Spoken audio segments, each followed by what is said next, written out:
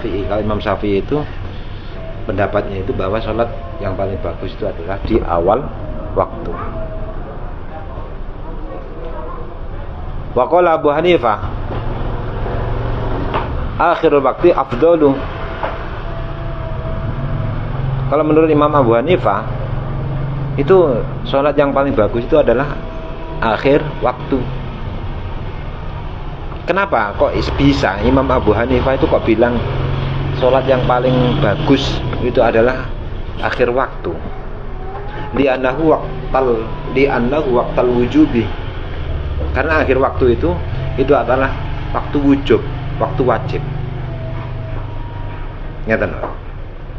Secara umum itu di mana-mana antara yang wajib dengan yang sunnah itu di mana-mana itu lebih bagus yang wajib.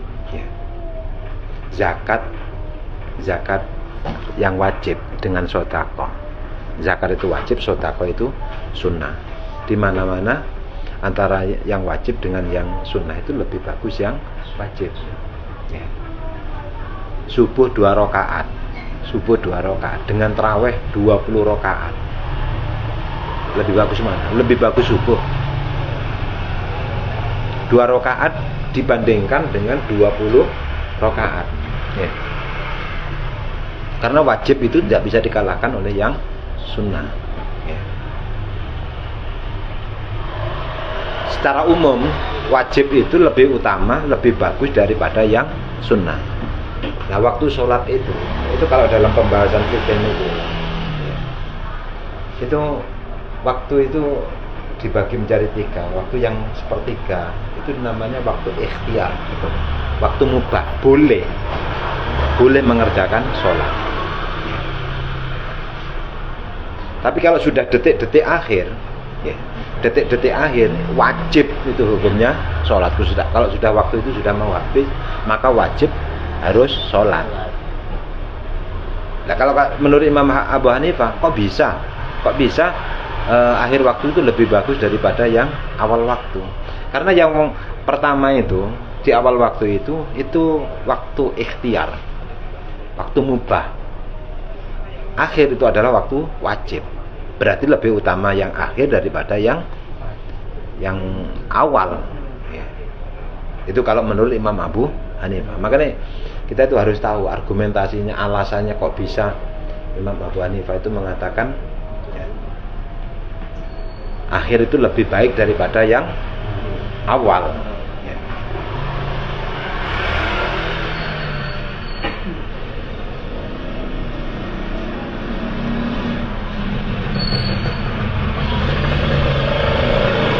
Menurut Imam Malik,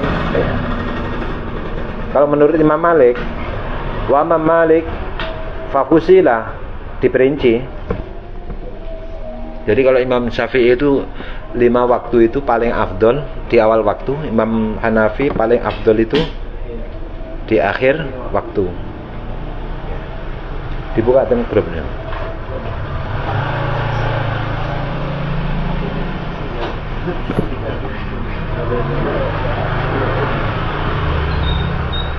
Kalau Imam Malik diperinci, wa Imam Maliku fafusila al-qawlu wa amma subuhu wal maghribu fa awal waqti fihima afdalu. Kalau menurut Imam Malik, sholat subuh sama sholat maghrib yang paling bagus itu kalau dikerjakan di awal waktu.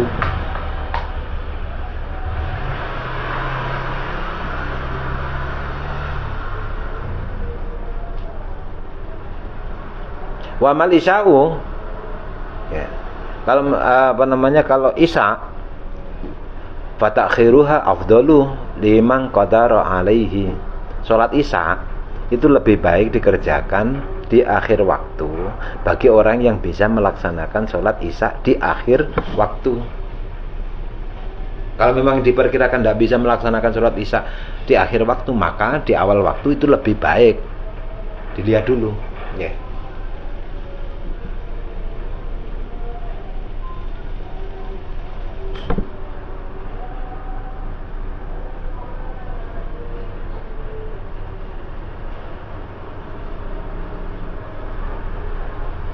Rasulullah niku wa fil Bukhari an Anas qala akhara an Nabi sallallahu alaihi wasallam salatal isya'i ila nisfil laili summa shalla. Ya. Rasulullah niku salat isya tengah malam. Kanjeng Nabi ini salat isya tengah malam. Nah, berarti lek enten tiyang niku mengatakan kalau salat isya dikerjakan tengah malam itu tidak tepat waktu. Berarti Rasulullah itu salatnya tidak tepat waktu. Kalau salat isya dikerjakan di tengah malam itu orang itu tidak benar, berarti secara tidak langsung mengatakan Rasulullah itu orang yang tidak benar.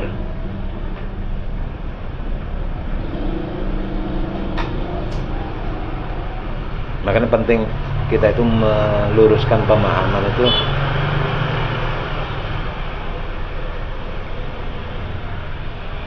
agar supaya kita itu tidak mengklaim, tidak menuduh orang, dituduh tidak benar. Padahal yang dituduh itu orang yang benar. Padahal yang menuduh itu yang tidak benar. Karena aneh nih. Menuduh orang itu tidak benar, padahal yang dituduh itu adalah benar, yang menuduh itu yang tidak benar.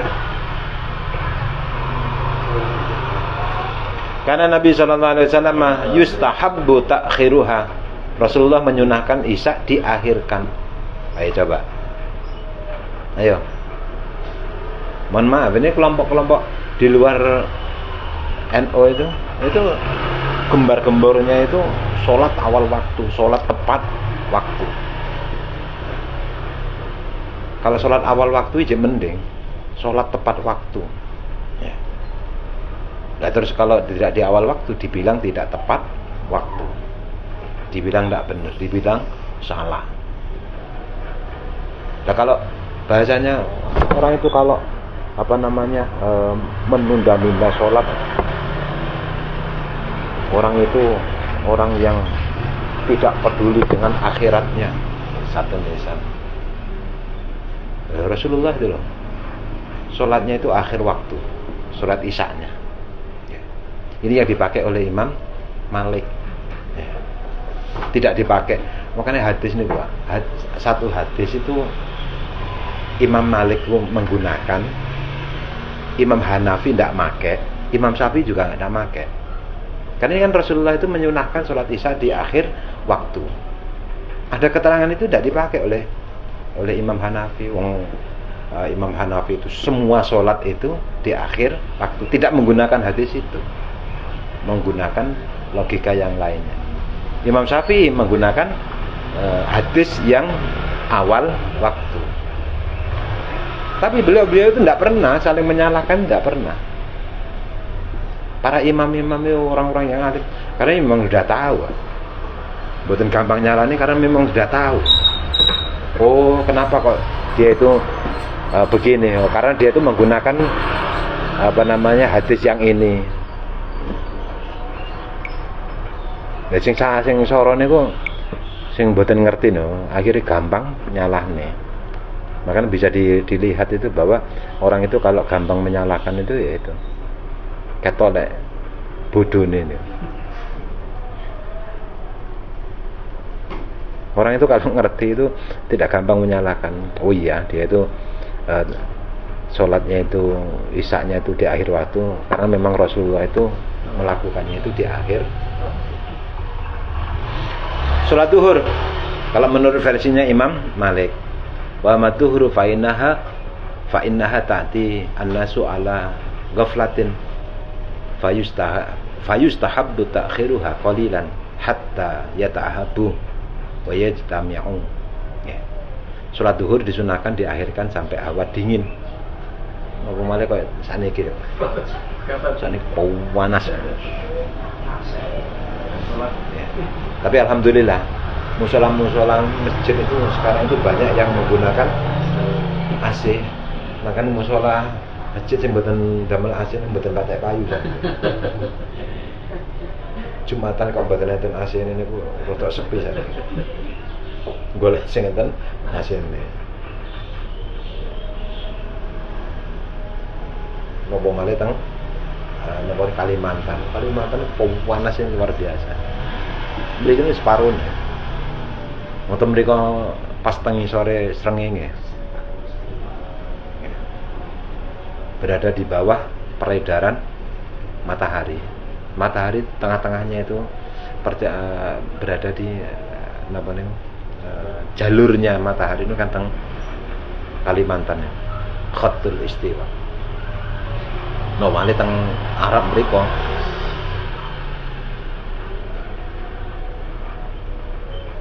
Jadi lek sholat duhur itu hendaknya itu nunggu, diakhirkan, agak diakhirkan, jangan langsung nunggu agak dingin. Hawane niku agak dingin, terus napa niku jamaah niku kersane saged kumpul.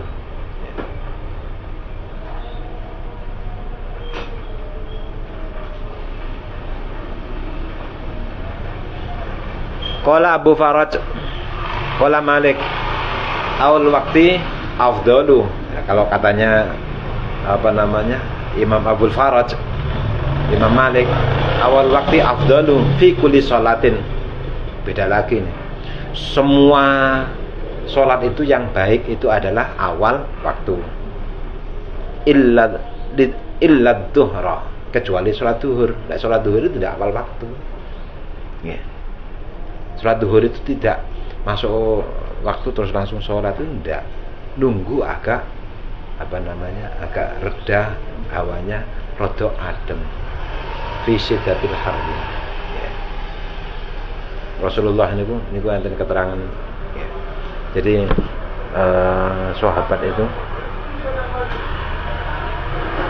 sahabat itu mau sholat ya. Kunna ma'an Nabi sallallahu alaihi wasallam fi safarin fa arada al muadzinu ayu adina lidzuhri. Si biasa adzan niku mau adzan ya. Faqala Nabi sallallahu alaihi wasallam abrid, dicegah oleh Rasulullah, jangan adzan, ojo adzan, nunggu agak dingin. Ya kalau dibilang bahwa masuk waktu langsung harus sholat, langsung adzan, langsung sholat, kalau tidak seperti itu berarti tidak benar. Berarti yang dipraktekkan oleh Rasulullah itu tidak benar. Jadi intinya itu bahwa kita itu jenengan itu bisa sholat di awal waktu ini luar biasa, bagus sekali. Tapi jangan menyalahkan orang yang tidak di awal waktu. Ngoten tok. Ya. Perkara ada orang itu yang suka menyalahkan orang yang tidak di awal waktu, mboten usah tumut-tumut, tidak usah ikut-ikutan. Ya. Jadi di sini ini Imam Syafi'i awal waktu, Imam Hanafi akhir waktu, Imam Malik diperinci. Imam Ahmad bin Hambal tidak ada keterangan kalau menurut versinya Imam Ahmad bin Hambal. Wa amal asru, kalau sholat asar ya, sholat asar itu fataqdimuha afdalu. Kalau menurut Imam Malik, sholat asar itu yang bagus itu di awal waktu ya. Jadi kalau versinya Imam Malik diperinci, kalau sholat subuh sama maghrib sama asar ya, subuh, asar, maghrib yang bagus itu adalah awal waktu. Sholat duhur agak diakhirkan, nunggu hawanya dingin ya. Kalau sholat isya yang bagus itu di akhir waktu ya. Ini penting agar supaya kita itu tidak gampang menyalahkan orang lain. Barang siapa yang sholat di awal waktu dan bisa melanggengkan sholat, maka orang itu akan dikasih kemuliaan oleh Allah dengan 9 kemuliaan. Awwaluha yuhibbuhullah, orang itu akan disenangi, dicintai, akan menjadi kekasihnya Allah. Hai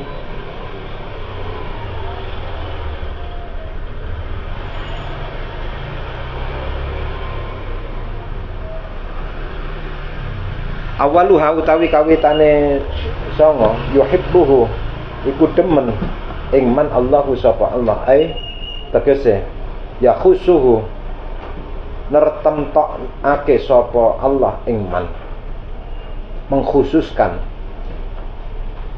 Orang itu akan dikhususkan oleh Allah bil kurbati kelawan keparek kurbah wal ahwali lan tingkah al aliyati kang luhur. Jadi orang itu kalau bisa menjaga sholatnya, mendawamkan, melanggengkan sholatnya, maka orang itu akan dikasih kemuliaan oleh Allah. Yang pertama, orang itu akan dicintai, disenangi sama Allah. Orang itu akan dikhususkan menjadi orang yang spesial. Orang itu dekat dengan Allah, menjadi orang yang spesial di hadapan Allah. Orang itu punya derajat yang tinggi di hadapan Allah. Wa yakunu lan ana badanuhu apa badane man sahihan iku waras. Ae tegese bila uyubin kelawan tanpa pira-pira cacat. Yang kedua, kemuliaan yang diberikan, orang itu akan dikasih badan yang sehat. Ini nikmat yang luar biasa, yang mahal sekali itu kalau orang itu dikasih sehat oleh Allah. Wa taharrusuhu lan jaga ing man al malaikatu sapa malaikat minal balaya saking pira-pira bilai allati kang lam tubram kang ora den pastekake apa balak. Kemuliaan yang ketiga, tiang niku dijaga, dilindungi oleh malaikat, dilindungi dari macam-macam balak yang tidak mubram. Ngeten Pak. Takdir niku enten takdir mu'allaq, ada takdir mubram. Takdir mu'allaq niku di Lauhil Mahfuz itu ada tulisan, kalau orang itu tidak keluar rumah maka orang itu selamat, tidak ada kecelakaan di jalan. Kalau dia keluar rumah maka dia akan kecelakaan di jalan. Itu namanya mu'allaq. Tergantung orang itu keluar rumah apa enggak. Itu namanya takdir mu'allaq.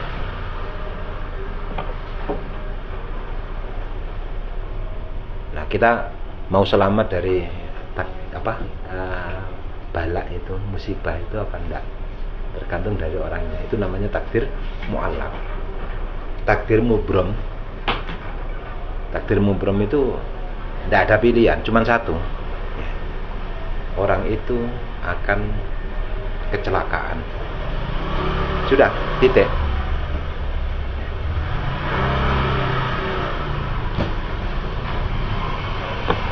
Nah, takdir mu'allaq sama takdir mubram itu, ya kita itu sama-sama tidak tahu tulisannya itu di Lauhil Mahfuz.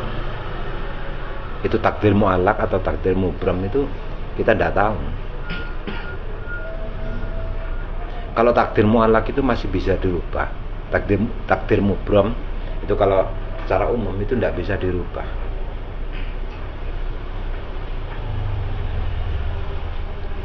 Tapi di keterangan yang lainnya itu bahwa takdir mubram itu takdir yang tidak bisa dielakkan, pasti terjadi. Itu masih bisa dirubah. Masih bisa dirubah. Cara merubahnya itu bagaimana? Cara merubahnya cuma dua. Doa, wirid, dan sedekah. Nah, ini kutok. Catatan di Lauhil Mahfuz itu tercatat bahwa orang itu akan kecelakaan. Dia akan luka dan sebagainya.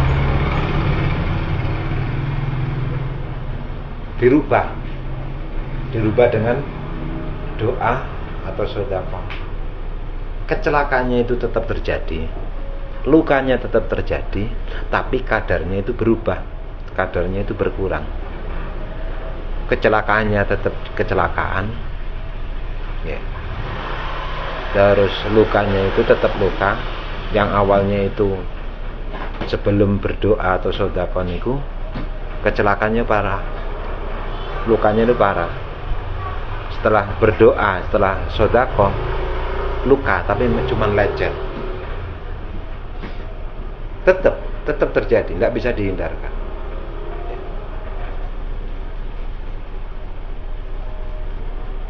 Banyak sing napa niku kan napa niku kayak ceritane si Abdul Qadir. Ada pedagang juragan miliarder, ya.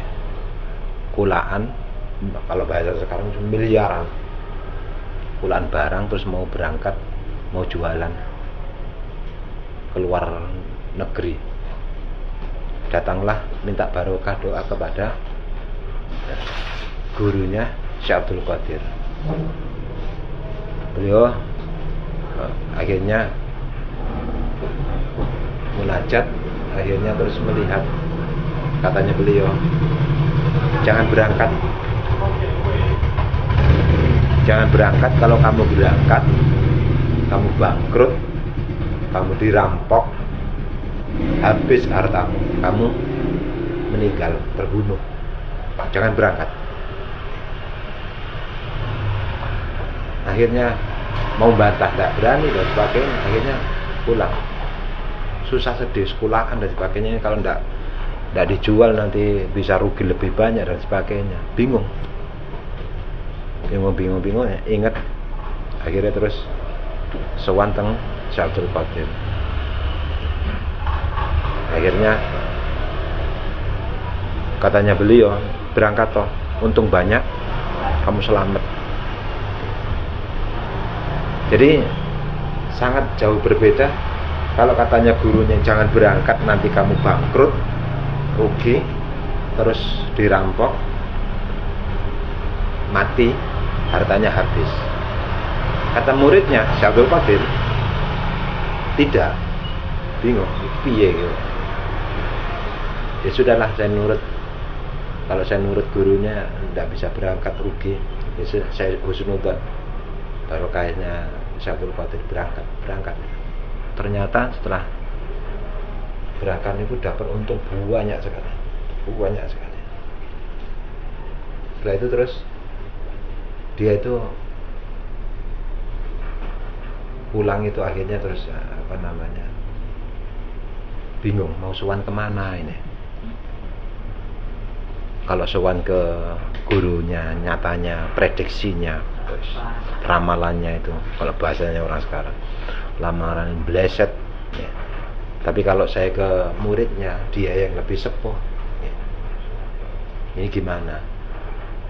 Kalau saya ke gurunya, ya ini ramalannya tidak benar. Tapi kalau saya ke muridnya, ini lebih muda, yang situ lebih tua, gimana ini? Akhirnya terus bingung, dalam keadaan bingung mau sowan kemana dulu. Terus akhirnya terus gurunya itu datang, kamu datang sowan dulu ke muridku, ya. Akhirnya begitu nyampe itu dikasih tahu, guruku itu tidak salah guruku, bener, guruku itu bener. Kamu jangan solutan, kamu jangan salah sangka. Guruku itu mengatakan kamu kalau berangkat itu kamu itu akan bangkrut, ya. Terus kamu nanti akan dirampok di tengah jalan, terus kamu akan terbunuh, hartamu habis. Bener itu, karena guruku melihat ketika kamu bertanya itu, beliau itu menunduk terus melihat di Lauhul Mahfuz, tulisannya seperti itu.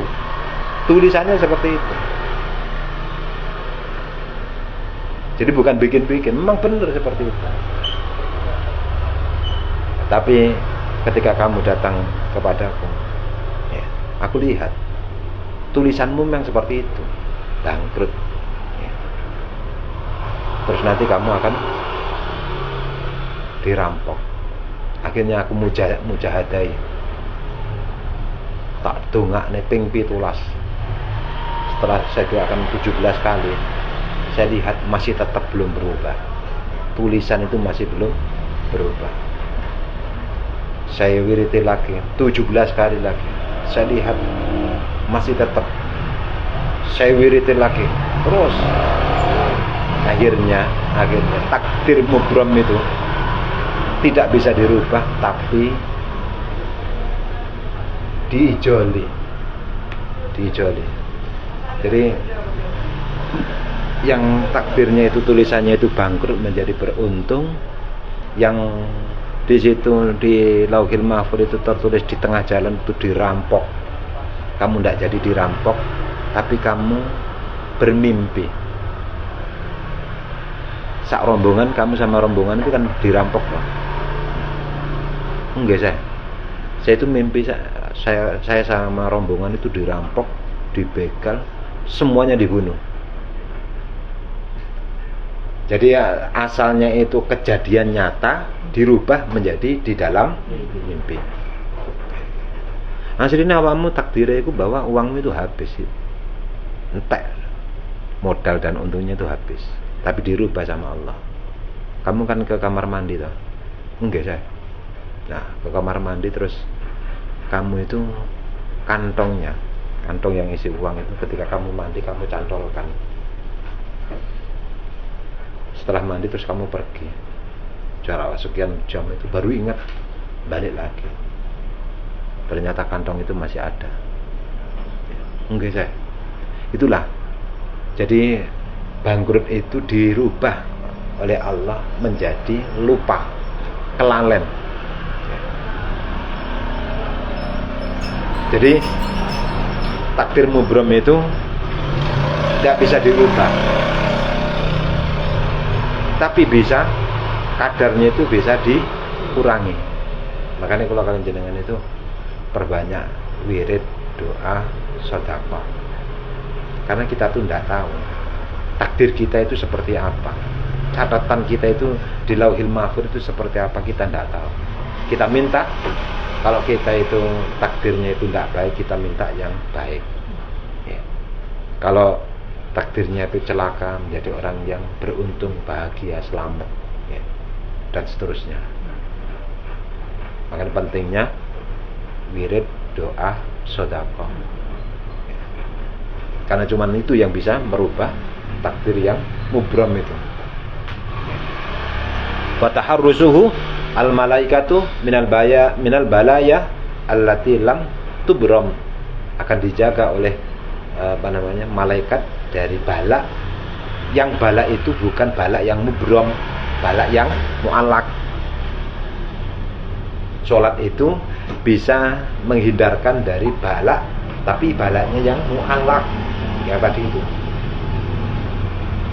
Lek dhek gelem sholat berjamaah, kok ketemu mbak uang, mari sholat terus ngobrol, ngopi, terus akhirnya dikai proyek. Tapi nek gak sholat berjamaah, gak ketemu uang itu, nah itu jenenge takdir mu'allak nih. Nah, kesimpulannya mari kita jaga sholat kita. Kita itu sudah bisa sholat itu. Hari ini orang itu sudah mau sholat itu sudah luar biasa ya. Betul usah ikhlas ya. Keduren ya. Betul usah nyari yang super. Orang itu hari ini sudah mau sholat itu sudah luar biasa, dan kita dipilih oleh Allah mau sholat ini adalah anugerah yang luar biasa. Mudah-mudahan bisa istiqomah hatta yaumul ala dunia wa li dunia surah al-Fatihah.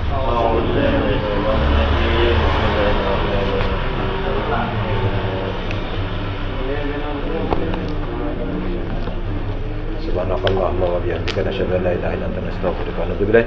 Subhana rabbika rabbil izzati amma yasifun, salamun alal mursalin, walhamdulillahi rabbil alamin. Assalamu alaikum warahmatullahi wabarakatuh.